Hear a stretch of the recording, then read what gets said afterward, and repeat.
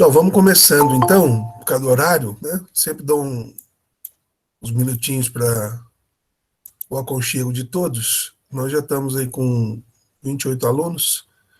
Giovana, para você ter uma ideia, não sei se você tem acompanhado, mas assim, o pessoal, o número que a gente consegue alcançar dos alunos gira em torno de 50, 55, às vezes 60 alunos do segundo ano que têm se comprometido a assistir a aula de manhã. Então é um número, para nós, é um número muito bom, assim, a gente fica muito contente com a presença e participação deles nas manhãs de aulas. O segundo ano tem se comprometido muito com a participação e entrega até mesmo de atividades. Não é praxe, né?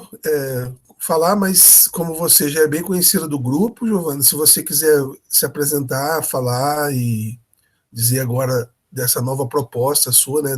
Na verdade, uma atividade nova que faz parte, né, da formação dos profissionais, eu te concedo a palavra, se você quiser.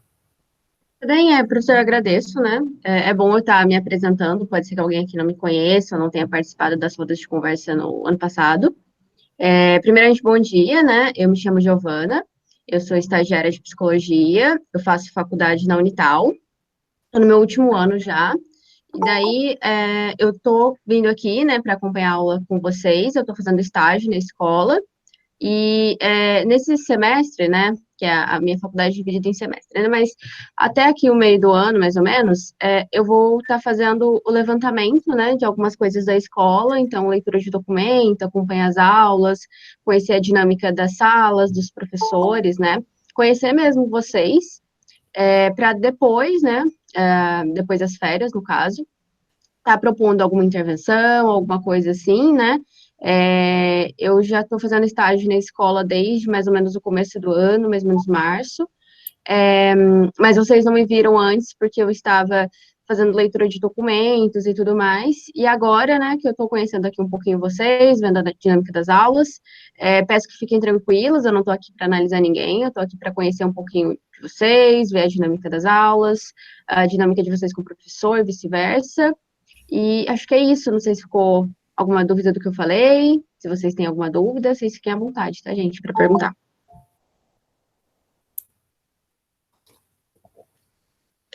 Bom dia, tenho uma dúvida. Mas não é exatamente uma dúvida, mas uma curiosidade.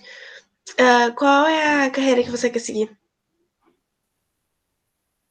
Olha, eu pretendo futuramente continuar na parte de escolar. Eu gosto muito da psicologia aplicada na área escolar. Só que, assim, por incrível que pareça, né, a psicologia, ela acaba sendo muito ampla.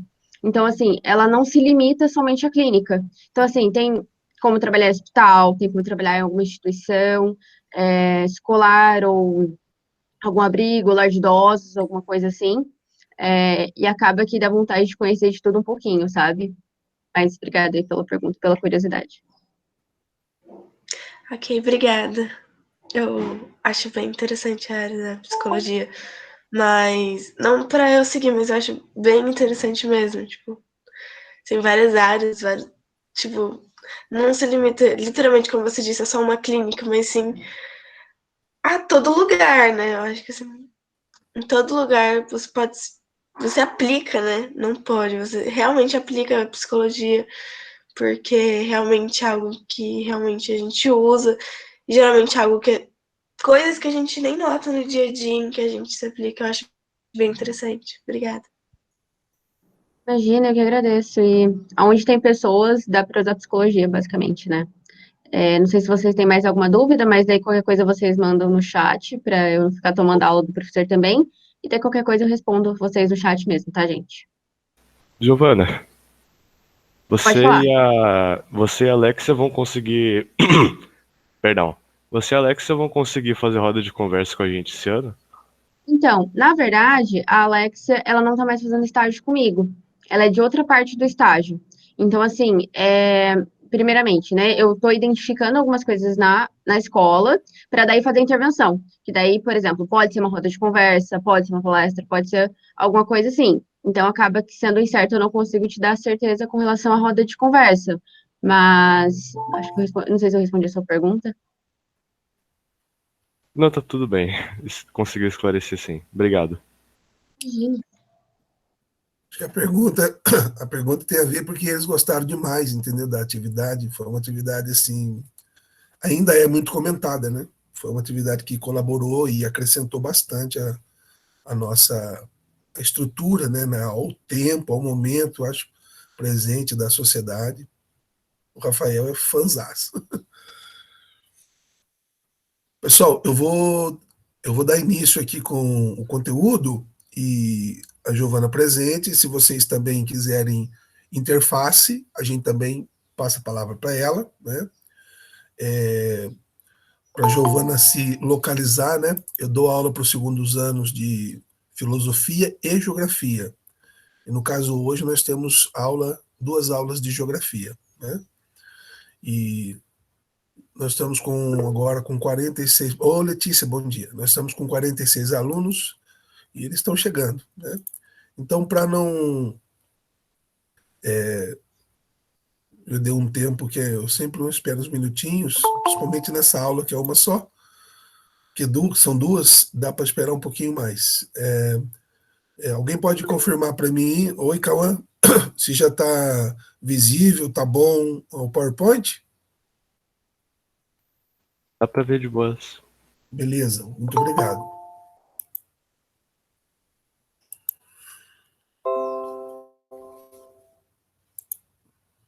Se eu também singularizar ele, ô Rafael, se eu fizer dessa forma, para vocês não muda em nada, né?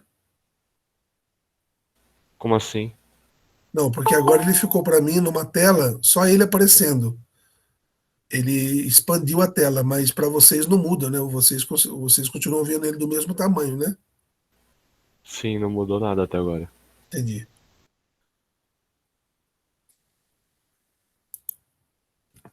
Voltou aqui. Então é melhor ficar assim mesmo. É que desse jeito vocês conseguem também ficar visualizando as outras telas, né, do PowerPoint. Então hoje, praticamente a gente está conseguindo completar, né, a nossa proposta curricular. Nós iniciamos fazendo uma reflexão sobre, nesse bimestre, né, na continuidade, sobre o processo de industrialização do Brasil, e na, na esteira das reflexões, nós passamos da indústria para a agropecuária e da agropecuária para a importância, do que essas duas feições sociais produzem e impactam no que diz respeito à economia do Brasil, né? Na verdade, dentro de uma dinâmica mais abrangente do que a agricultura como um ato humano mais antigo, né? Mais essencial, e depois com a burocratização e a tecnização da agricultura, na verdade, da indústria, né? Houve, eu não sei se vocês lembram, na verdade está no caderno, no texto que vocês têm,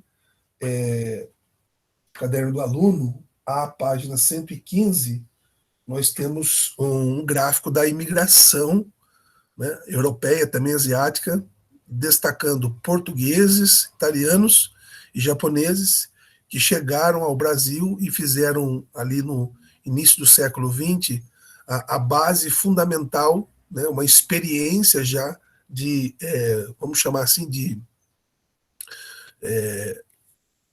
conhecimento do que veio a ser a industrialização na Europa, nas suas três fases europeias, né, conforme se vê, por exemplo, na história, e no Brasil isso se concretizou com a experiência desse povo. Por isso que a gente consegue perceber, fazendo uma análise mais atual, né, ou pelo menos uma análise histórica da presença desses imigrantes que adquiriram domicílio, né, porque se vocês lembrarem, através do ano passado, nós temos alguma orientação jurídica para que um estrangeiro adquira, possa conviver numa terra que não é a terra mãe dele. Ele precisa adquirir domicílio. E o domicílio se adquire com a presença, né, no caso, alguém que venha ao Brasil e more, né, de uma maneira regular, de uma maneira regulamentada, ao menos 6 meses. Então, ao adquirir domicílio jurídico, a pessoa ela pode e ela passa a ter o gozo das possibilidades e os direitos, também como os deveres das leis do país. É claro que lá entre 1890 e 1920, isso não tinha claro, né? A clareza maior de obtenção de domicílio vai se dar na Constituição de Vargas, mas agora já na Constituição Cidadã de 88, que é que está em vigor, essa proposta de adquirir domicílio ao morar numa terra estrangeira ainda continua, ok? Passo o seguinte, então hoje nós temos aí o tema da nossa aula seria Rede de Hierarquias Urbanas, a Revolução, a Informação e as Cidades. Então é praticamente o último tema, nós estamos na segunda aula do mês de junho e conseguimos, graças a Deus, dar conta de todos os conteúdos, né, de geografia, e a possibilidade, então, agora, das próximas aulas, não só na última semana, da gente poder voltar a conceitos que não ficaram tão claros, bem como fazer uma revisão total de toda a disciplina, de toda a matéria, sendo que, né, toda aula a gente faz esse processo que nós chamamos, né, na pedagogia de sondagem, né, que seria verificar o aprendido, né, e, ao mesmo tempo, rever alguns pontos ou fortalecer alguns conceitos que fazem a ligação de um tema para o outro. Então, eu vou mostrar mais ou menos para vocês hoje essa ligação e como que ela faz com que a gente entenda, né, o espírito do currículo. Isso é importante, porque não olhar a matéria que está sendo refletida simplesmente fragmentada, mas perceber, né, a modulação e as junções que existem entre cada tema e por que esse tema está na versalidade ou na disposição sequencial um do outro. Então, esse tema, né, o conteúdo de hoje, primeiro a gente vai entender o que são redes urbanas, como que uma cidade ela está presente adjunta a outra, e dentro dessas cidades, né, vamos pegar, por exemplo, o Vale do Paraíba.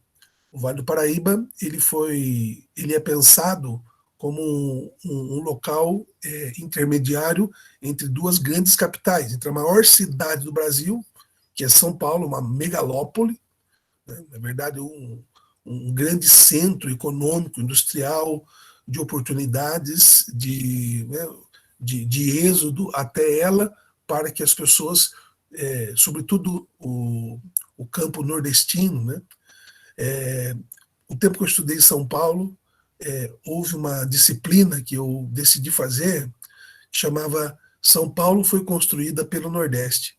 Então é uma expressão interessante, na verdade é uma expressão que indica que a cidade de Pedra, né, essa cidade já comentada por nós, né, e é interessante que tenhamos uma psicóloga presente, porque há um impacto muito grande, né, de nós que moramos no interior, né, numa cidade pequena, vamos dizer assim, o ritmo e a estética das nossas cidades, elas não nos sufocam.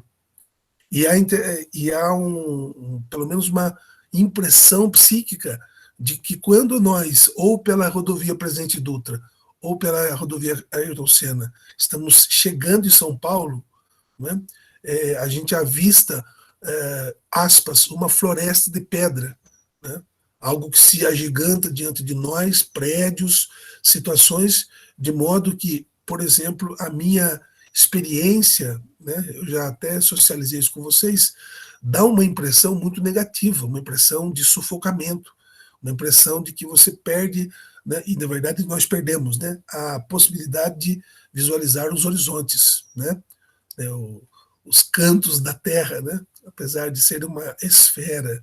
Então, isso causa impacto em todos os sentidos. Então, o Nordeste constrói São Paulo, mas constrói para a economia, para um novo, né, as cidades, ou seja, a vizinhança, ela não está mais ao seu lado, a vizinhança se amontou em cima de você. Então, nós temos os desafios dos prédios, e os desafios dos prédios evocam muitos outros desafios, como a convivência, os limites, evoca o respeito, de não fazer barulho para o de cima, para o de baixo. Então, são temas que, quando se trata da metrópole, né, nessa hierarquia de cidades, São Paulo se torna um ambiente muito propício para a pesquisa. Né? Ele não é só, ela não se trata só de uma cidade construída pelo Nordeste, né? E ali se tenta a vida. Mas, muito mais que isso, e muito mais complexo, nessa hierarquia entre a nossa cidade, por exemplo, Pindamonhangaba, uma cidade que não tem 200 mil habitantes, em relação a São Paulo, que tem mais de 1 milhão, né, quase 2 milhões de habitantes, você tem assim, aqui apenas 10%, né, de uma outra modalidade de população, e isso tem um impacto no cotidiano das pessoas, por isso que uma observação empírica, né? Se vocês perceberam, quase todas as variantes até agora acumuladas pela pandemia, elas vêm do centro para o interior, né? Do centro para o interior. Não analisando as primícias, né? Agora de novo voltou a discussão se o vírus, né? O Biden, o presidente norte-americano, pediu uma equipe técnica para novamente fiscalizar a natureza do vírus, se o vírus é um vírus gerido de modo natural, né, através de um animal para outro e de um animal para o ser humano, ou se nas pesquisas que ocorrem no Centro de Pesquisa de Wuhan, ele foi alguma coisa que aconteceu, apareceu. Então, a gente vai poder perceber novamente que esse tema está presente na reflexão dos países, porque quando o vírus chega no país, ele tem um caminho que vai do centro para a periferia. Do centro para a periferia. Então, quando teve, por exemplo, né, o pico do ano passado, a gente percebeu que ele aconteceu em São Paulo, e de São Paulo ele reverbera para as cidades de menor porte. Então, até mesmo uma reflexão geográfica sobre a hierarquia das cidades, ela nos interpõe a perceber também a dinâmica até mesmo de doenças, como é o caso visível das duas ondas, pelo menos, se assim a gente pode falar, da pandemia atual, né? Muito bem, eu vou passar agora o que a gente precisa para entender essa configuração de cidades e essa hierarquia entre elas. Qual que é o propósito da nossa aula? Que vocês saiam com duas intuições, né? Pelo menos primárias, para que a gente possa ter como pano de fundo esse conhecimento. A primeira intuição é que vocês consigam, olha, o verbo, vamos lembrar a tabela de Bloom, é diferenciar, né? Então, nós sabemos, desde a terceira série do ensino fundamental, nós sabemos diferenciar. É um conceito que ele provém da matemática, né? Saber a diferença das coisas é uma habilidade importante. Agora, o objetivo da aula é que vocês saibam distinguir, diferenciar, dizer um e outro do que se trata uma rede urbana e o que é região metropolitana. Então, haverá um momento específico da aula que nós daremos um checkmate nessa habilidade. Olha, de fato, eu compreendi o que é rede urbana e o que é região metropolitana.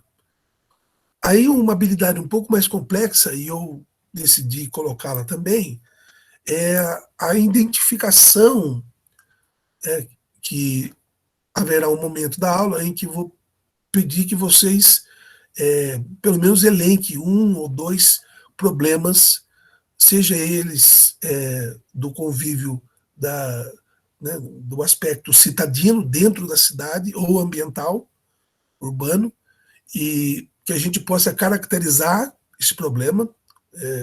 Vamos fazer um adiantamento aqui. Então, você pega, por exemplo, a escassez, né, do modelo educacional. É um problema da cidade, a escassez do modelo educacional. Ok. Vamos caracterizá-lo. Por que que se diz que a educação, ela passa, né, a educação, isso de um modo geral, seja ela na sua perspectiva pública ou na sua perspectiva privada. Nós temos vantagens e desvantagens nos dois ordenamentos, né? Não somente em um. Você tem desvantagem e vantagem nos dois ordenamentos. E percebendo, ou no momento, a gente elencando essas vantagens ou desvantagens, a gente proporia. Então, na verdade, essa habilidade é uma habilidade extremamente ligada com a temática da redação do Enem. O Enem, ele pede para você identificar um problema, depois ele pede para você descrever o problema, e depois ele pede um processo ou alguma ideia que você possa tratar o problema, uma proposta de ação, né, para ser mais específico. Então, dentro, por exemplo, vamos usar agora uma outra expressão, o sucateamento da educação, seja ela pública ou privada, né, ao estereótipo de que nós, né, é bom usar uma palavra da psicologia hoje, né, mas esse estereótipo somente de que a educação pública é sucateada, ela é uma falácia, né? Ela pode ser menos cuidada, né, mais aberta, ou por não ter investimento na sociedade, né, de uma maneira mais consciente, porque o investimento ocorre, a cobrança pode ser menor e a legislação favorece até mesmo conclusões, situações finais que não são do agrado de uma pedagogia mais séria, mais problemáticas na educação, e o sucateamento acontece tanto na esfera pública como na esfera privada, né? Eu, sinceramente, como pesquisador desse tema, eu não sei dizer se teoricamente, a um primeiro passo, um primeiro olhar, a gente pode considerar que seja a educação pública a mais ferida, mas há quem diga diferente, né? Há pesquisadores que apontam também outras dificuldades. Mas para a gente não ampliar essa problemática agora, que vai ter o tempo certo, o momento certo da aula, eu só estou dizendo que essa habilidade vai sugerir de vocês exatamente essa, não só a identificação, mas uma segunda habilidade decorrente, que é caracterizar, e uma terceira, que é propor uma ação para melhorar a vida na cidade, né? Bem, qual é o material base, né? Há alguns outros materiais que eu não coloquei, mas o material base é a conclusão do nosso caderno do aluno, né? São Paulo Faz Escola, páginas 121, 125, ok? Inclusive é com ele que eu inicio a aula, né?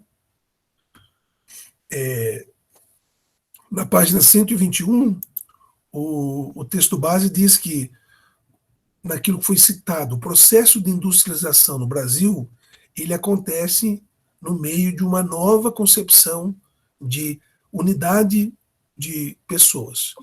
Essa unidade de pessoas, essa convocação, essa reunião de pessoas, ela acontece principalmente, foi o último exercício que vocês fizeram, né?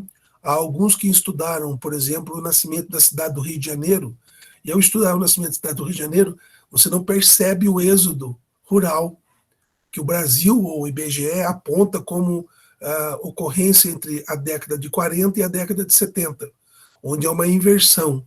As pessoas moravam mais na zona rural e menos na zona urbana. Entre esses 30 anos, houve uma inversão. Por quê? Porque o impacto da industrialização na vivência, na gerência e também nas oportunidades de melhoria de vida mostram aos nossos antepassados que é mais interessante você não ter uma economia familiar proveniente da sua terra, porque nem todos tinham terra, mas aqueles que tinham terra havia mais solidariedade, né? Então não havia uma consciência muito de competitividade, apesar de que isso, né, a gente pode discutir também na perspectiva filosófica ou psicológica, de que qual é o aporte primordial da natureza humana? Ela é solidária ou ela é egoísta, né? Só para contextualizar aí a Giovana, né, a gente está estudando o Thomas Hobbes, e ontem, né, tem até que parabenizar bastante o Wellington, eu revi a aula, e as intervenções do Wellington ontem foram maravilhosas, né, quando o Hobbes, no livro 2 do Leviatã, ele faz a menção exata da motivação dos nossos pactos.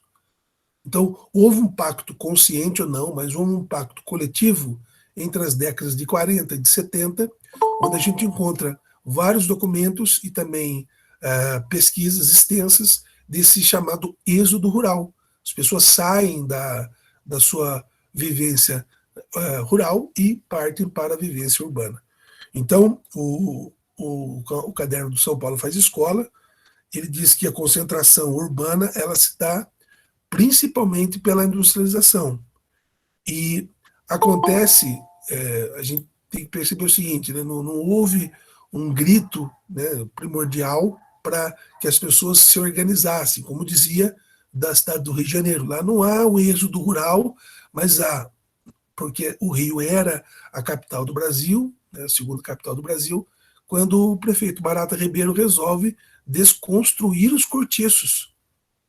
E aí aquele grande número de negros que estavam em situação, né, de escravidão na senzala, eles partem para morar nesses cortiços, mas que logo após a intervenção do prefeito Barata Ribeiro, eles acabam subindo para as encostas, para os morros.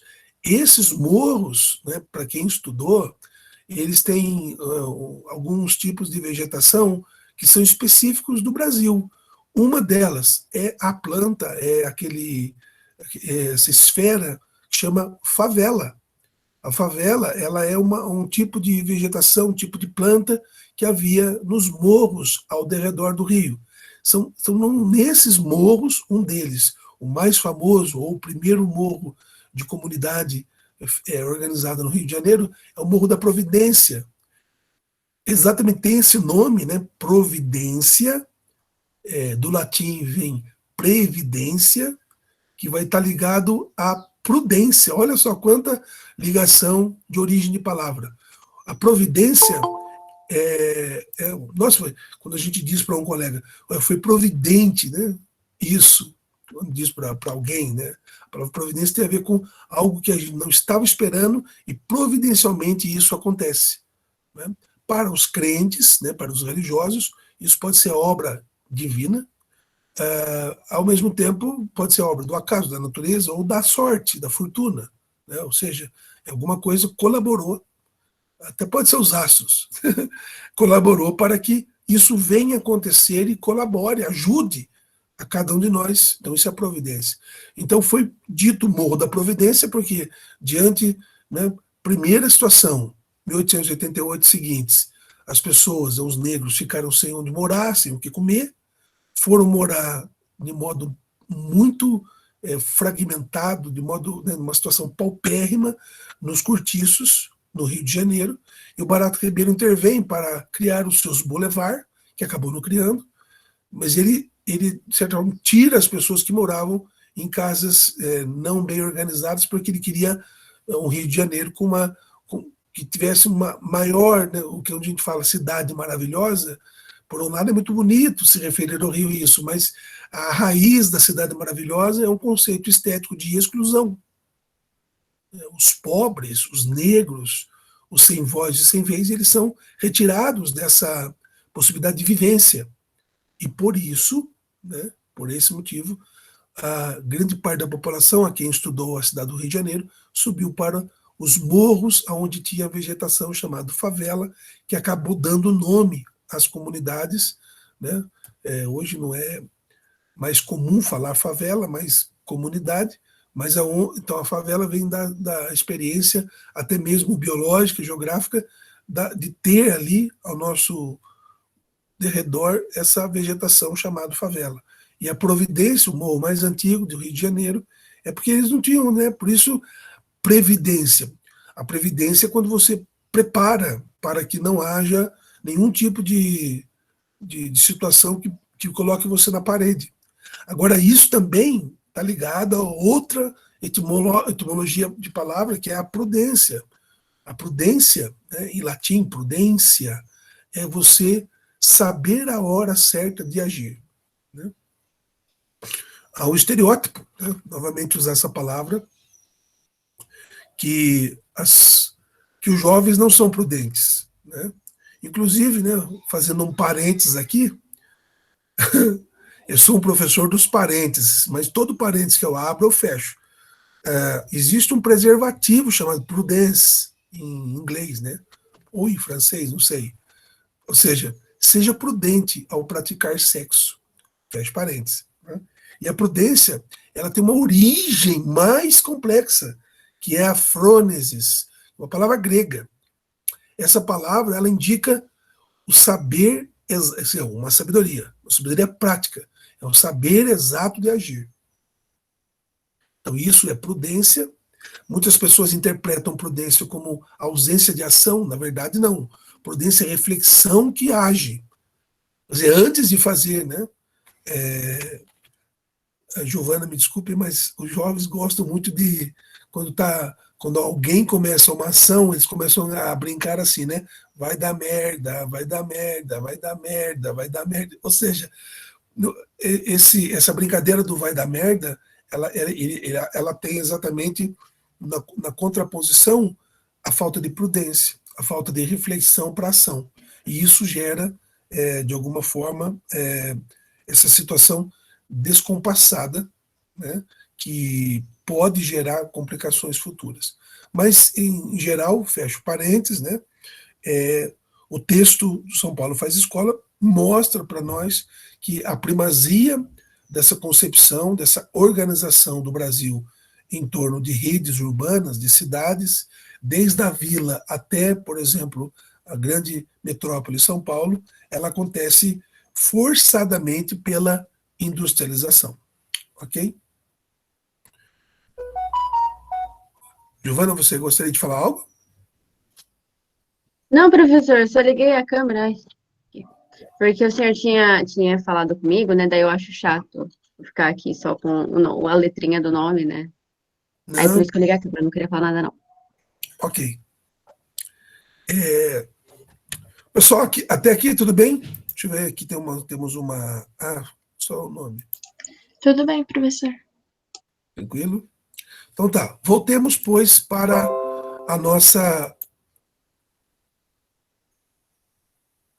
o nosso PPTI. Então, olha só, eu coloquei assim, composição ao método dedutivo da formação do Brasil do descobrimento, faltou aqui um R, desculpem-me, descobrimento à contemporaneidade. Gente, me interessa bastante, eu comentei isso mais no primeiro ano, a diferenciação entre método indutivo e método dedutivo. Sem querer comprometer ninguém, mas também dando oportunidade à fala, alguém lembra a diferença entre método indutivo e dedutivo? E que a gente fez isso no segundo bimestre do ano passado, quando a gente estudou lógica. A lógica, para vocês lembrarem, é aquele todo homem é mortal, né? O Wellington é o homem, logo o Wellington é mortal. Quer dizer, é o silogismo típico categórico da antiguidade, que durou pelo menos 19 séculos, ou até mais, 23 séculos, que foi criado por Aristóteles, em que você aplicava esses métodos, o dedutivo e o indutivo. Só para a gente fazer uma interação. Alguém lembra, né, sem medo de ser feliz, qual seria essa principal diferença que é indutivo e o que é dedutivo? Né? Por que há essa Professor, diferença? Pois não, o dedutivo é o que generaliza, não é? perfeitamente. O que você chama de generalizar? De falar que todo mundo faz alguma coisa, sendo que só você conhece só uma parte que faz aquilo. Perfeito, Milena. E o indutivo? O indutivo é quando você usa lógica. Perfeito. Então, assim, vamos imaginar um triângulo. Primeiro, sendo que o início do triângulo é a parte de baixo. Então, vamos imaginar um triângulo normal, em que a base dele seja extensa e em cima, né, um triângulo isósceles comum. Nessa análise, o que a Milena disse perfeitamente é, quando eu digo que estou usando o método dedutivo, eu parto do geral para o particular. Então, usando as palavras da Milena, eu generalizo. Eu não tenho uma experiência grande para poder deduzir. Olha a palavra, deduzir. Então, dedução não é um ato. Quando eu falo assim, eu deduzi que seria isso. Quer dizer, a dedução é menos a palpadelas, né? Você não tem tanto critério para dizer que deduziu, porque você partiu de uma teoria geral. Você diz que todo X é S. Quer dizer, eu não sei se todo X é S, mas eu parto de uma premissa que eu afirmo isso. Agora, o indutivo é o contrário. Você imagina a pirâmide de ponta cabeça, né? Onde o bico dela esteja na parte inicial. Quer dizer, eu tenho uma experiência e essa experiência ela vai, no processo metodológico, crescendo, crescendo, crescendo, crescendo, crescendo, até que a teoria se faz. Né? No método dedutivo, não é tão comum a constatação da teoria. Já no método indutivo, faz parte do método ser criticado durante todo o processo. Né? Até mesmo ser negado, né? ser abandonado e começar tudo do zero. Isso faz parte do método dedutivo e indutivo. Então, nós estamos aqui partindo de um método geral para analisar o Brasil desde 1500 e, por exemplo, 34 até os nossos tempos. Rapidamente, eu não vou fazer comentários sobre esses tópicos, eu vou só passar, né? Fazer que vocês lembrem para a gente poder chegar então na cidade. Olha só, nós partimos da terra de Santa Cruz ao Tratado de Tordesilhas, né? No tratado, então aqui no mapa seguinte, é esse mapa de 1534 aqui, onde nós temos as 14 capitanias hereditárias, na verdade 13, porque a capitania de São Vicente ela se repete. Isso demonstra para nós que havia algum português, alguma família bem abastada portuguesa, que tinha parte ali em 2 pedaços do Brasil. Então aqui nós temos o mapa primário do Brasil. Então isso é a terra de Santa Cruz no Tratado de Tordesilhas. Espanha e Portugal, né? Vocês lembram da bula do Papa, né, chamada Dum Diversas, né? O Papa dava autoridade para invadir, sequestrar, escravizar, ir contra. Quer dizer, todos os verbos que não são virtuosos estavam escritos nessa bula, nesse documento do Vaticano, exatamente porque o Vaticano tinha, né, sempre foi comum no Ocidente, essa concepção do liga e desliga, né? Pedro, tudo que ligares na terra será ligado no céu, e o que desligares na terra. Então, isso também era aplicado, sobretudo no século XVI, apesar que hoje, né, o Vaticano é um Estado, e o Papa também, além de líder religioso, é também um presidente, é um líder de comunidade, um líder de Estado, mas a igreja tinha uma vocação primordial. Ela dividiu o Brasil, um pedaço para Portugal, um pedaço para a Espanha. Né? Então, esse é o Tratado de Tordesilhas. Na sequência, nós tivemos das capitanias hereditárias às cidades imperiais. Né? Então, isso foi um tema até mesmo da prova e de uma certa confusão, que eu gostaria de saná-la definitivamente. A fundação de uma cidade, por exemplo, São Paulo, 1554, ela não significa necessariamente que, ao nascer a cidade de São Paulo, tecnicamente nasceu-se o Estado de São Paulo. Né? Na transição, né, do Brasil colônia para o Brasil império, nós temos que levar em consideração que algumas cidades, exatamente pela sua, vamos chamar assim, pela sua constituição de povo, pelo quantificador popular, ela ganhou o título, né, de concentração, de povoamento, o título de cidade imperial. Esse título é considerado pela grande maioria dos historiadores, dos geógrafos, como a primazia do Estado. Então, né, não só por decreto, né, como é o caso Dom Pedro, né, ele instaura estados através de decreto, mas antes dele, mesmo antes dos decretos imperiais, que configuram uma cidade em unidade federativa, né, um estado, a gente consegue perceber essas premiações que essas cidades recebem, né? Bem, passo seguinte, nós temos a formatação dos mapas dos Brasis. O que eu quero dizer com isso, né, que nós não temos, dentro desse país continental, um único modelo de Brasil. Nós temos Brasis, diferenciações de cultura, de raça, de modos de pensar, até mesmo de primeira socialização, de agregação, que nós chamamos, né, na antropologia de... igual a obra, eu não sei se vocês já leram, né, mas faz parte do currículo escolar, o Macunaíma, do Mário de Andrade. E no Macunaíma do Mário de Andrade tem um conceito importantíssimo, que é o conceito de antropofagia. As comunidades, os nossos antepassados mais radicais, alguns deles, eles tinham esse rito antropofágico, que era comer a carne do outro para que o outro participasse dele, né? Hoje a gente tem mais ou menos, a gente tem esse ritual quando algum jovem, né, alguma pessoa decide pegar um pouco de sangue e tomar o sangue do outro, como se isso caracterizasse um pacto de almas, né? Mas na antiguidade o rito era mais profundo, era comer mesmo a carne do outro. É um rito tribalista, né? Um rito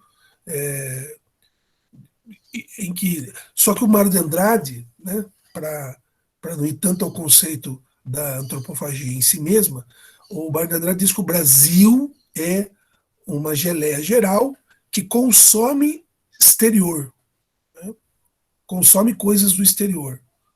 E nós temos até hoje uma dificuldade de identidade, né, uma crise de identidade no Brasil, porque nós não temos uma ideia política própria, não temos uma filosofia, né? Nós copiamos demais, né? O Brasil é aquele típico aluno que pede o caderno emprestado por europeu para copiar a matéria do dia e não faz esforço nenhum para ter o seu caderno ou a sua matéria gravada. Então, é essa crítica, né, que foi posta em algum momento por nós, né? Mas no caso aqui, no que diz respeito aos mapas do Brasil, ao menos 5 e ao máximo 8 mapas na composição federativa. E o ponto 4 foi que nós trabalhamos a partir da última composição de 1990 com a criação do estado de Tocantins. Então, bem rapidamente, vocês já viram isso aqui, o mapa de 1534, Tratado de Tordesilhas. Depois, o Brasil não cumpre o Tratado de Tordesilhas, então foi preciso outro texto, né, jurídico, que é o Tratado de Madrid, de 1735. O Brasil já estava aqui, se vocês lembrarem, esse mapa, ele já tem a transição da exploração da cana-de-açúcar para a exploração dos minérios, né, da riqueza mineira, né? E não tinha ouro, pedras preciosas, ouro branco, ouro negro, só em Minas, né? Você tinha no Goiás com Y, também em Mato Grosso. Essa região central do Brasil, né, no mapa, ela era bem rica nessa exploração de riqueza. Depois você tem o mapa da República, de 1889, a República é fundada no dia 15 de novembro de 89. Depois, entre 1889 e 1943, nascem muitos outros estados, né? Inclusive, foi destaque na aula a compra do Acre, né? Até fiz brincadeira, Giovana, que o Acre foi comprado em 1904, né, pelo Barão do Rio Branco. Foi comprado. E há um tratado, né, que todo, toda compra e venda de terra tem que ser feito por documento jurídico. Então, o Tratado de Petrópolis, ele demonstra, conta e narra como que o Rio Branco, né, que primeiro ganhou o nome para onde hoje é o Amapá, e depois se tornou o nome em homenagem ao seu trabalho, a capital do Acre. E o Acre foi comprado da Bolívia, né? E há muitas brincadeiras, né, sobre o Acre, né, o menino do Acre, as coisas estranhas que a, a mídia fala do Acre, e a gente sempre brincou que o motivo sobre o qual se diz isso é porque o Brasil comprou o Acre da Bolívia, para mostrar que na Bolívia também, né? E eu não sei se vocês lembram, pessoal, quando a gente analisou as fronteiras, haviam nessa análise, beleza? Haviam nessa análise 10 problemas de fronteira. Vocês saberiam me dizer pelo menos dois, quando a gente mostrou a fronteira do Brasil, desde a Guiana até a Argentina, quais eram os problemas, quais são os problemas dos 10, pelo menos dois, que nós tínhamos na fronteira? Ou nas fronteiras? Tinha a questão do tráfico, né? Que tipo de tráfico, Jennifer? Se eu não me engano, era tráfico de droga e porte de arma também, né? Isso. Mas são dois tipos, né? E tem mais um tráfico também, que é o tráfico humano, né? Eu ia falar agora do tráfico humano. Pode falar, então. Não, eu ia falar, mas também não tinha o tráfico humano. Era Tem só isso. tráfico humano. Tem tráfico de automóvel, né? Tráfico e tem também a barganha de produtos, né? Então, sim, de modo. A Raíssa disse que a minha fala está bem baixa. Vocês estão me ouvindo bem? Também tá de Professor, boa. Oi, Júlia, pode falar. Pra mim tá tranquilo. Os produtos falsificados. Exatamente, muito bem. Produtos falsificados. Exatamente. Né?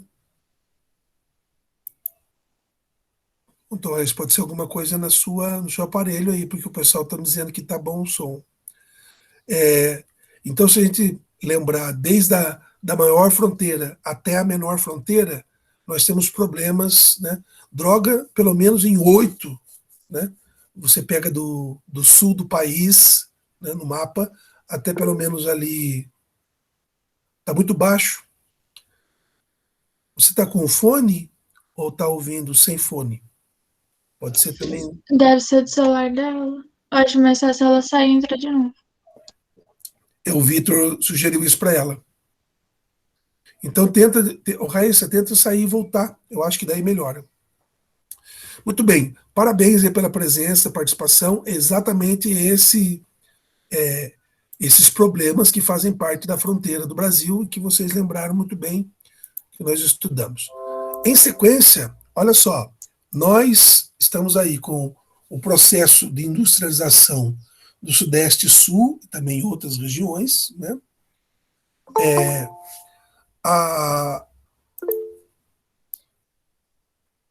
Deixa eu só aceitar aqui. Nós temos também, dentro dessa perspectiva, a questão das leis trabalhistas, né, na primeira administração do Vargas, e as primeiras grandes empresas do território nacional. Né? Vocês lembram que vocês fizeram um trabalho sobre isso, né? Agora ela falou que está suave.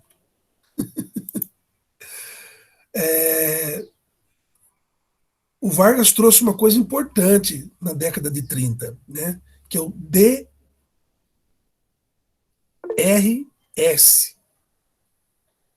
Traduzindo, descanso semanal remunerado, é DSR, desculpa. Né? Isso é muito importante para o trabalhador, porque mesmo ele estando vinculado por uma lei a uma empresa, o descanso semanal remunerado, que foi estudado como lei no exercício, foi no exercício 2, não, na verdade foi no exercício 1, né, que vocês mostraram como que o Brasil se industrializa ali entre 1840 a 1920, a chegada dos imigrantes, e a segunda questão fazia referência a vocês comentarem a importância das leis que o Vargas deixa para os trabalhadores. E uma das contribuições é exatamente que o Vargas ele amplia, né, essa coligação do trabalhador à indústria com o descanso semanal remunerado. Quer dizer, você trabalha, você ganha também não trabalhando, descansando, porque há uma ideia. Só um minuto. Bom dia. Tudo bem?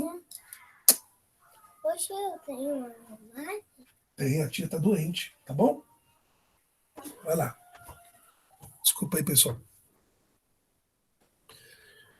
Então, a lei entende que mesmo você em casa, né, guardando a sua energia, o seu corpo, evitando...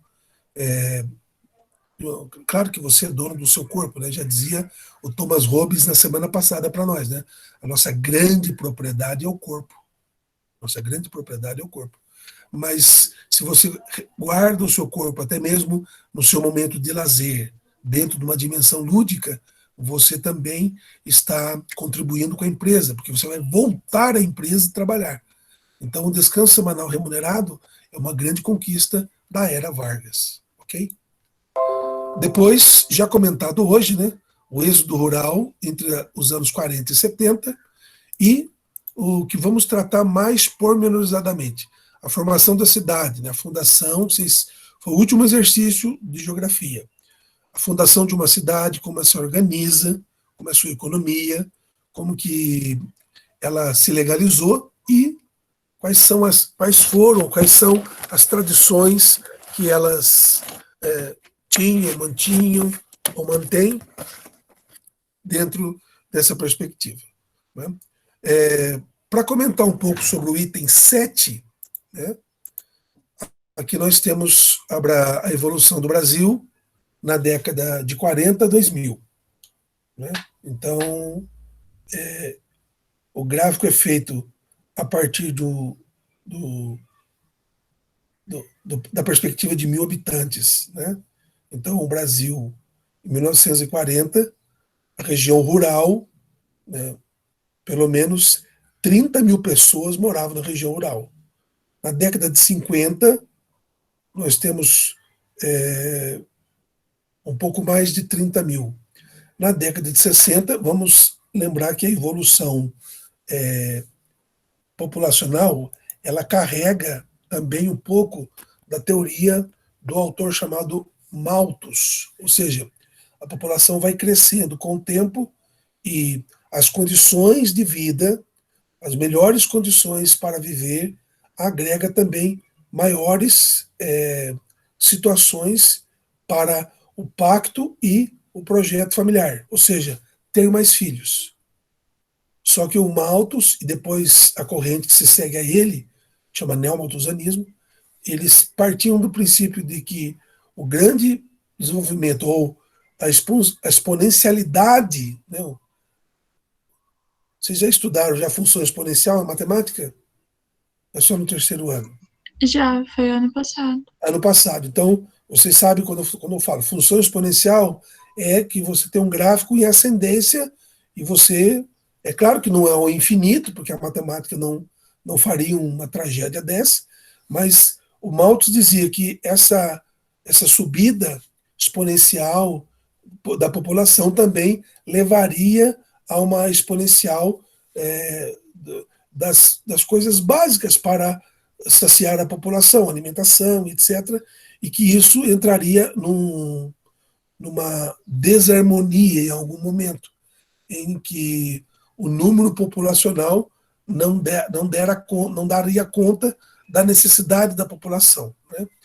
Mas, assim, é facilmente desmontar essa teoria, porque hoje, 2021, dia 10 de junho, nós temos alimentos somente no Brasil para saciar a fome dos 7 bilhões de habitantes do planeta.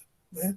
E isso são pesquisas, são dados do último mês. Então, não tem como você conseguir ter veracidade nessa teoria. Era uma preocupação, mas hoje a gente sabe que a produção dos bens de consumo, dos bens necessários de consumo, eles estão muito além, até mesmo, da exponencial de habitantes, né?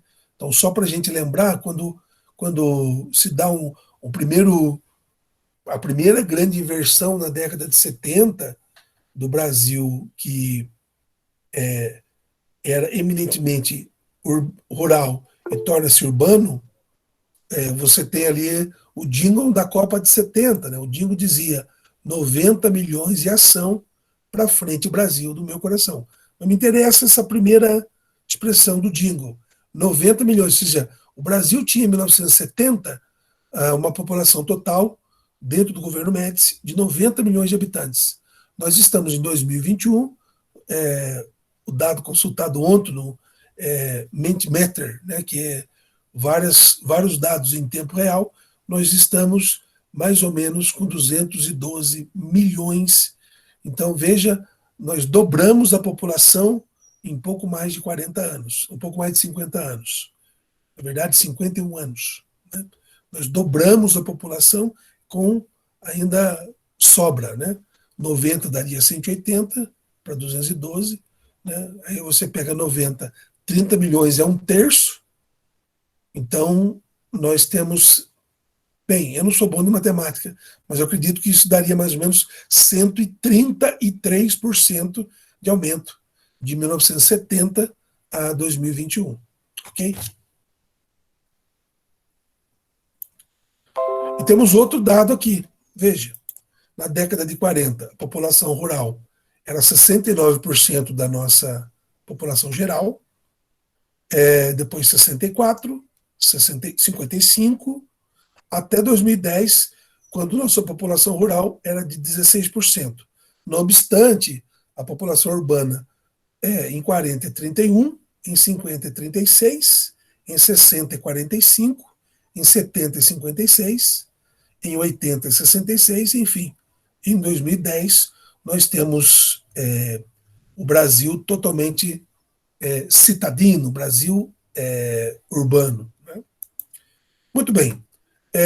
Pediria agora a colaboração de algum jovem que possa fazer a leitura para a gente dessas duas ideias. Pode ser? Quem puder ir abrir o microfone e ler, agradeço. Posso ler, professor? Pode? Peraí. Redes hierárquicas urbanas. A revolução da informação e as cidades. A hierarquia urbana é a maneira como as cidades organizam-se dentro de uma escala de subordinação. Na prática, as vilas e cidades menores subordinam-se às cidades médias, e estas se subordinam às cidades grandes. Grau da importância de uma cidade. É para ler o outro também? Por favor. Segundo, a ideia de hierarquia urbana, especialmente na atualidade, está vinculada ao conceito de rede urbana, que nada mais é do que a rede de relações econômicas, sociais e culturais que integram as cidades. Muito bem. Obrigado pela colaboração. Olha só, Nada. então, a primeira grande importância dessas duas leituras é que a hierarquia urbana, ela se fundamenta numa escala de subordinação, onde a menor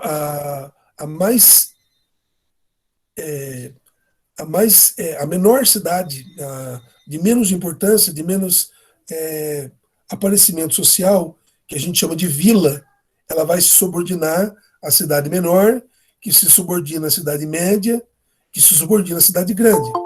Então, as cidades elas vão se subordinando umas às outras conforme, teoricamente, o grau de tamanho, de importância, de economia. Quer dizer, é uma escala que foi criada no esteio de uma concepção capitalista, né? E hoje, mais ainda, no esteio de uma concepção neoliberal. Explico-me. Por que numa concepção capitalista? Porque quanto mais gerência de capital, quanto mais oportunidade, né, por exemplo, uma renda per capita, onde a renda per capita de uma cidade grande, pelo produto interno bruto, dividido pela população, dê, por exemplo, vamos lá, R$ 5.000 mensais para todos, mas nem todos têm essa renda. Mas por quê? Porque você pega aquele que ganha 1 milhão e esse 1 milhão dele é dividido teoricamente na renda per capita mensal de uma cidade grande com aquele que vive, às vezes, com R$ 10 por mês. Então é injusto essa concepção. Ao mesmo tempo,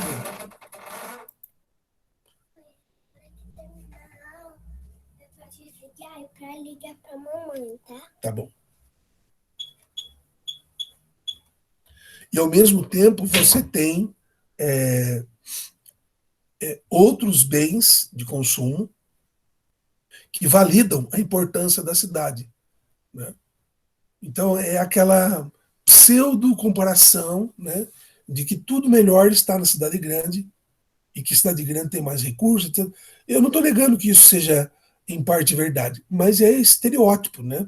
A gente viu aí, por exemplo, né, sem fazer juízo de valor, que está havendo, né, não sei o que vocês, eu vou abrir para fala agora, está havendo uma certa discussão entre, ainda, né, mesmo com toda a comprovação de estudos mundiais de que cloroquina, hidroxicloroquina e ivermectina não são remédios que devam ser indicados de uma maneira geral, né, constando em bula, para o tratamento da Covid. Há pesquisas, contudo, também há pesquisas que dizem que na liberdade do médico, né, de prescrever na individualidade do seu paciente qualquer remédio que ele ache conveniente, ele assim o pode. E nós que estamos acompanhando a CPI da pandemia, nós vimos duas grandes pesquisadoras, uma infectologista e a outra oncologista, que trabalha com questões de câncer, né, só para distinguir o nome, em que elas se posicionam diferentes em relação ao uso ou não uso, né?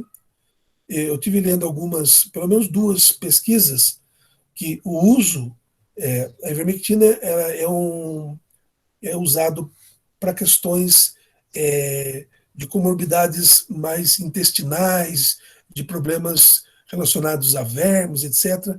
Quer dizer, teoricamente, para isso que se utiliza. E que o uso indiscriminado, pelo menos essa pesquisa da Unifesp e a outra internacional, né, estava em espanhol, de uma comunidade europeia, dizia que já há casos de uma criação a partir do uso, né?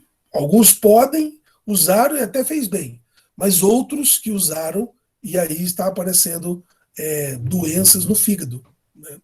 Doenças gravíssimas no fígado, inclusive a hepatite. Então vejam, vocês,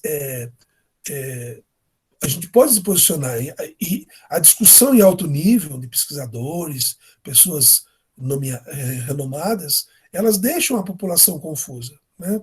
Ontem, por exemplo, eu achei interessante que o nosso próprio ministro da Saúde, o Queiroga, ele disse que o tratamento com esses remédios, ele não é um tratamento precoce e o governo atual não considera isso como tratamento precoce. Só que na pasta do Ministério da Saúde, a indicação para tratamento, para procura médica, etc., que está ainda hoje, consta lá o uso desse medicamento. E que ele diz que não vai tirar, porque já é uma orientação passada, mas está na página atualizada. Então, eu achei um pouco de desacordo, né, essa fala de que não é sugerido esse uso para a totalidade da população, fica bem claro isso, como uma norma, como uma regra, mas que o médico, e aí ninguém pode negar isso, que no tratamento bioético entre o paciente e o seu médico, eles podem utilizar o que for mais conveniente. Bem, volto então nessa questão hierárquica, Eu estou usando essas falas para dizer que as cidades menores se subordinam às cidades maiores e que, nessa subordinação, existe exatamente a palavra da globalização, que é a integração entre as cidades, que faz com que os ditames da economia, a régua econômica, seja o definidor de grau de importância da cidade. Né? Olha para vocês verem. Logo de princípio, nós já temos esses seguintes dados. Só para a gente ter uma ideia. Confira a proporção de cidades onde mais de 50% da população vive na pobreza. Aqui está em porcento, ok? A fonte também é o IBGE. No Brasil, né, dos 212 milhões, você faz aí uma regrinha de 3 e tira 32,6% de 212 milhões. Você vai ver que muita gente no Brasil vive numa situação de pobreza. Olha só, o norte. Agora você transforma esse 32,6 em 100% e aí divide pelas 5 regiões. O Brasil tem no norte 28,7%, a grande parte paupérrima do Brasil está no nordeste. No sudeste, você tem o aglomerado de riqueza, os maiores números, né, de produção do Brasil, mas você tem 13% da população que... Né, e você tem aqui o menor índice de pobreza no sul. E no centro-oeste, 12,1%. No sul você não tem nem 1%. Somando aqui, entre norte e centro-oeste, você tem 100%. Esse 100% significa 100% de 32,6%. Ok? Deu para entender?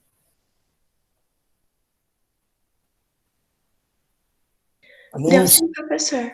Obrigado. Deu para entender. De nada. Só para saber que vocês não estão dormindo. Nós temos agora uma segunda análise. Veja. Olha só.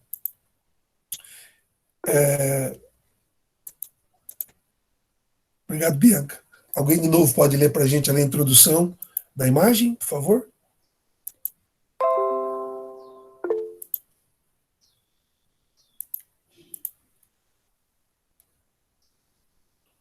Pois não, Wellington?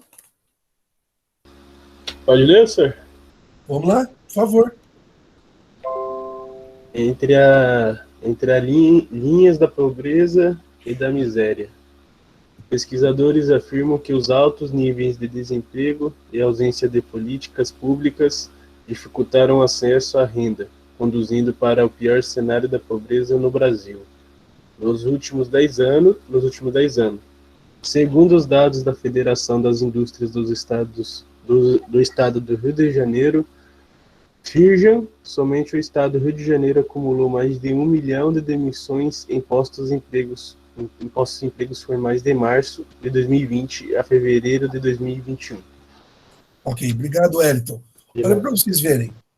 Linha da pobreza e da miséria. Eu vou falar rapidamente disso, eu já comentei com vocês. Então você tem aqui, pessoas de 15 anos ou mais economicamente ativas no Brasil em 2012.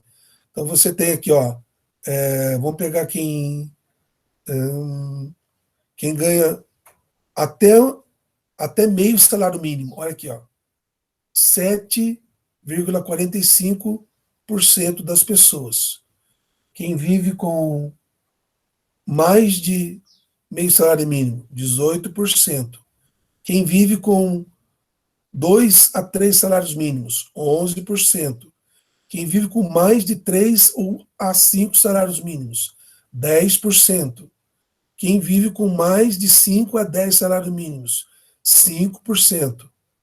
E quem vive com 1 a 2 salários mínimos, que é o grande montante das pessoas, as pessoas vivem entre R$ 1.000 a R$ 2.000, 33,78%.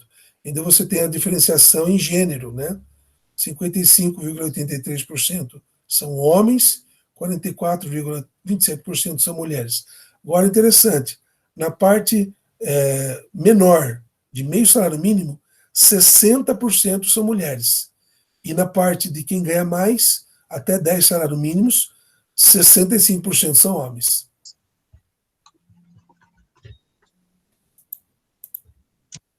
Ok?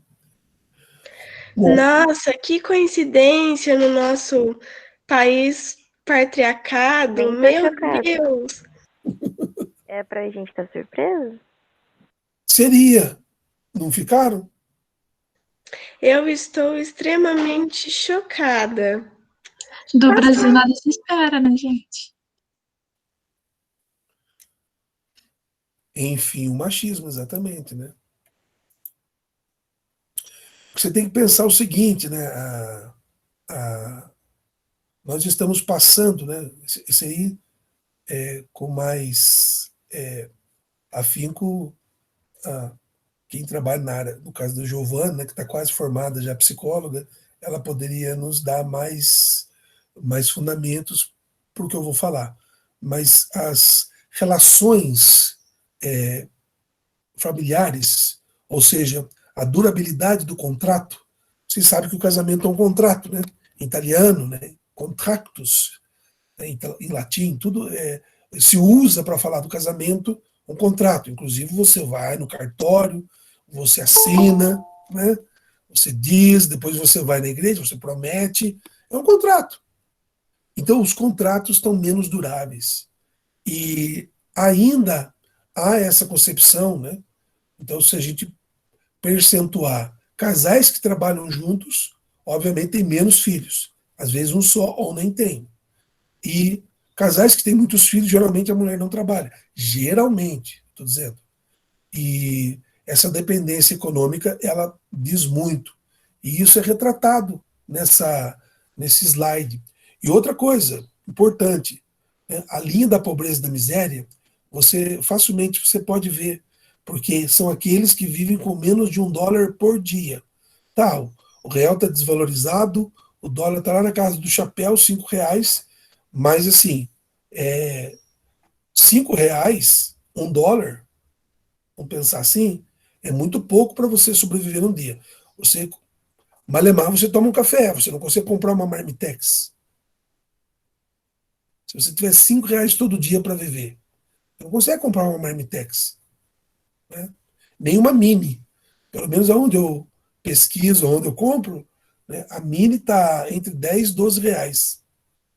Não vi mais barato que isso. Aí você tem a média e a grande, né? Eu estou falando uma coisa essencial, que é pelo menos fazer uma refeição no dia. Aí você pega as pessoas que trabalham na sua casa, você soma o salário bruto, o salário líquido deles, na verdade, e divide essa soma total pela quantidade de pessoas que moram na casa. Então vamos supor, o pai e a mãe trabalham, você soma o salário dos dois e tem 2 filhos. Então eu pego o total do salário dos dois e vou dividir por 4. Esse número vai dar a renda per capita do mês. Mas não é assim que funciona, né? O pai e a mãe não chegam em casa e põem tudo que receberam na mesa e divide por 4. Aí eu vou dividir por 30, que é o número de dias do mês. Aí nós vamos ter o quê? Vamos ter o número indicativo de quanto desse total eu vou ter por dia. Mas também não funciona assim, né? A gente paga as contas de uma vez e gastamos todos os dias. Pois não, Ana? Professor, desculpa atrapalhar que você falou de colocar o dinheiro na mesa e dividir, né? Eu lembrei de quando eu era criança, quando a minha mãe recebia, ela colocava o dinheiro na mesa e ia pegando as notas, assim, e ia separando. E ela ia me falando: olha, esse aqui é pro mercado, esse aqui é pra água, esse aqui é pra luz. E quando eu via todo aquele dinheiro, né? Quando a gente é criança, quando a gente tem R$ 2 é muito. Então, quando a gente via aquele dinheiro, a gente pensava, nossa, é muito dinheiro. E eu via todo aquele dinheiro indo embora, eu ficava, gente, meu Deus. Então, desde criança, minha mãe sempre colocando na mesa e começou a fazer as contas. Olha, esse aqui é para o cartão, esse aqui é para aquela roupa que a gente comprou, esse aqui é para água, esse aqui é pra... E eu via todo aquele dinheiro indo embora e eu ficava, meu Deus. É, Só um minutinho. Eu estou tentando lembrar aqui de uma cena que acontece exatamente isso. Eu vou tentar achar aqui e mostrar para vocês. Eu tenho medo danado, eu tenho utilizado ultimamente pedaços de música, de filme. O YouTube tem travado as minhas aulas. Quê? O Vitor está dizendo que os R$2 dele está durando mais do que o da mãe dele. Né? Para ilustrar, Ana, o que você falou, olha só essa cena aqui. Ó. Já vou mostrar para vocês.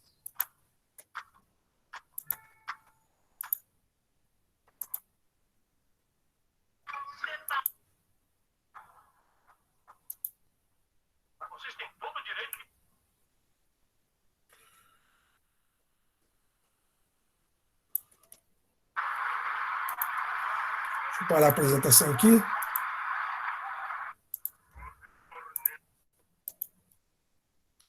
Tomara que o YouTube não... Esses dias esse filme passou no SBT, um filme de notável bilheteria no Brasil, acho que foi um filme deles que mais fez sucesso, né? Os Saltimbancos, Trapalhões, e tem, Ana, exatamente essa cena, né? Na divisão do dinheiro. Rapidamente, não dá um minuto, vamos assistir o Barão, né? O Barão é o dono do circo, e ele está explorando aí os trabalhadores, né? Os Trapalhões, não deixando que eles percebam que eles são a atração principal, e aí eles vão pedir um vale e acabam deixando o dinheiro deles para o Barão. Olha só.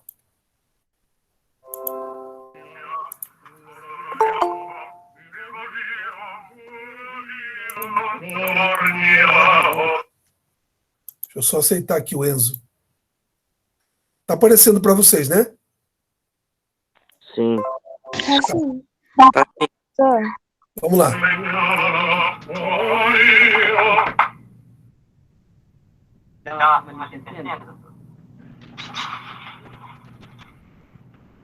Pode entrar.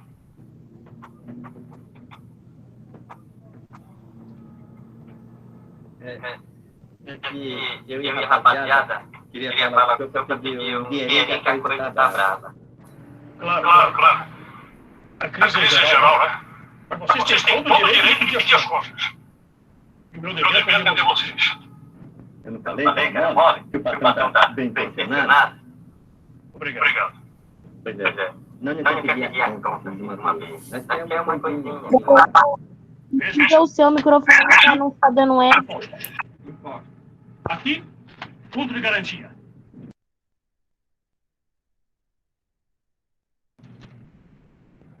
Pode entrar.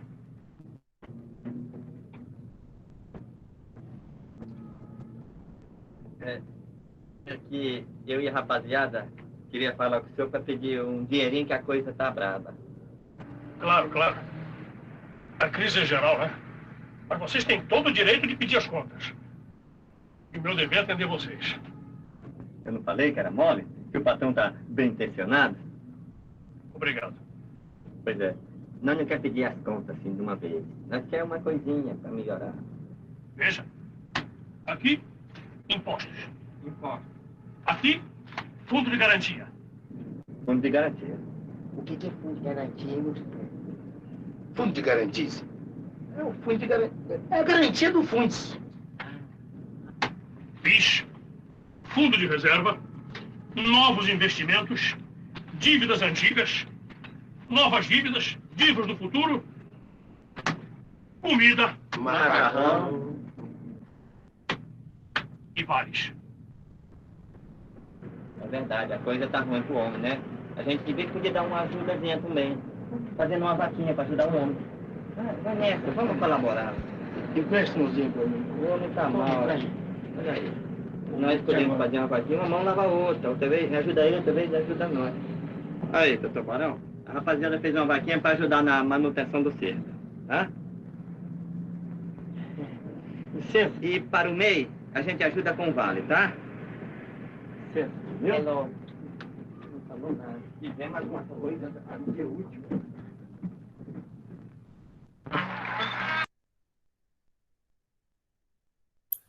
Agora deu para ouvir, né? Depois que eu fechei o microfone, né? Uma coisa importante, né? Essa cena aí, para mim, há várias coisas a ser comentadas, né? Primeira cor do circo atrás do barão é muito indicativo, né? Tem a participação na ideia do filme do Chico Buarque. Então, obviamente, o filme retrata não só o humor para a criança, mas tem muitas linhas de interpretação. Não vou fazer agora por conta do tempo. Vamos encerrar, então, a nossa proposta de hoje, né?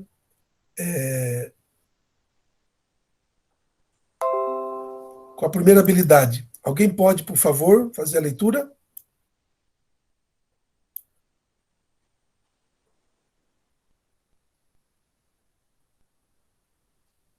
Posso ler? Sim. É tudo isso ou só a primeira parágrafo? Não, é o checkmate da primeira habilidade. Pode ler todos. Tá. Habilidade 1. Diferenciar os conceitos de rede urbana e de regiões metropolitanas. A rede urbana pode ser definida como interligação entre as cidades que se estabelece a partir dos fluxos de pessoas, mercadorias, capitais e informações. Assim, todas as cidades da rede urbana de um país ou mundo estabelecem entre si algum tipo de relação, que depende da função que cada cidade possui. Bem, Continua? por favor. Região metropolitana é o recorte político-espacial complexo que envolve uma cidade central, metrópole, e polariza e dinamiza as demais cidades ao redor, influenciando-se econômica, social, politicamente. A polarização de uma cidade refere-se à capacidade de assumir a concentração dos principais equipamentos urbanos de uma determinada região, como serviços públicos, centros comerciais, de lazer, educação, etc. Já a dinâmica é estabelecida pelo movimento que se observa nas cidades, como fluxos de pessoas, carros e empresas, bem como o sentido desses movimentos. Muito obrigado. De maneira bem sintética, redes urbanas são as ligações de todas as cidades, desde a vila até a metrópole. Redes urbanas são isso. As ligações entre as cidades. Sendo que cada cidade tem uma função. E o que é uma região metropolitana? É exatamente a axiologia, é a valoração dessas cidades. Então, dentro das redes urbanas, a vila é menos importante que a cidade pequena, que é menos importante que a cidade média, que é menos importante que a cidade grande, que é menos importante que a metrópole. A metrópole, inclusive, se vocês observarem nos jornais, vai falar, na região metropolitana de São Paulo, ou seja, existe uma região onde a metrópole é o centro. Isso é a região metropolitana. Por que ela é o centro? Porque ela deriva, ela influencia econômica, política, socialmente. Okay? Nós não vamos conseguir hoje terminar esse conteúdo por conta do horário, mas não tem problema. Nós temos, como eu disse, nós estamos encerrando esse tema e nós podemos dar continuidade nele na semana que vem, né? Fazendo aí os finalmente da aula. Eu queria só falar da última situação e ver se a Giovana quer dizer alguma coisa. A última situação é a atividade dessa semana. A atividade é a seguinte, essa é a de filosofia, que vocês têm que entregar essa semana. Foi solicitado uma comanda, realização de um curso de aprofundamento numa plataforma de cursos grátis. Foi indicado uma primeira, que é a FGV, não deu certo, porque ela exige ser maior de idade. Depois, já está corrigida no mural da sua turma, eu indiquei a Fundação Bradesco, ok? Então, alguns alunos já fizeram o curso, você tem que fazer o curso, depois responder um questionário, acertar pelo menos 7, e aí você vai receber um certificado. E aí você tira uma foto ou deposita o certificado como atividade, ok? Aqui você tem o link da Escola Virtual do Bradesco, lá no link você vai se cadastrar, seu nome, seu e-mail, seu telefone, CPF, cadastrou. Aí você vai montar uma senha para ter acesso aos vários cursos que tem a página. E desses vários cursos, você escolhe aquilo que mais lhe apetece, aquilo que mais lhe interessa, faz o curso, responde o questionário, recebe o certificado e posta na atividade. Ok? Muito bem. Professor, Pois eu não? finalizei o meu hoje, só que deu erro. Eu até mandei print pra Jennifer. Deu erro, tipo, não quer ser certificado. Eu acho que eu nem consegui fazer a prova final, tipo, não deu certo. O site que deu problema, porque eu também não tô conseguindo entrar. O meu também tá dando erro. Vou fazer o seguinte, eu vou dar uma olhada hoje, daqui a pouco aqui no site, e aí Meu eu... também deu erro, professor. Eita. Bem, eu fiz 2 cursos lá para ir aprendendo se dá certo, para não atrapalhar ninguém. Eu mando para vocês um áudio, vocês socializam depois que eu ver o que está acontecendo, tá bom? Giovana, você quer falar algo? Professor, eu só queria agradecer mesmo pela oportunidade. Para mim está sendo um imenso prazer acompanhar as aulas e conhecer um pouquinho dos alunos também. E é mais isso que eu queria falar mesmo. É mais agradecer. Ok, obrigado pela presença também. Pessoal, obrigado a todos. Uma boa continuação de aula nessa manhã. Fiquem com Deus. A gente se encontra na semana que vem. Eu mando áudio para um de vocês. Vocês socializam sobre esse problema da plataforma, ok? Até mais. Obrigado. Tchau, professor. Obrigado pela aula. Tchau, Tchau, Giovana. professor. Obrigado pela aula. Ah, professor, obrigada. Eu que agradeço. Alles Wort. Falou, professor. Alô, jovem.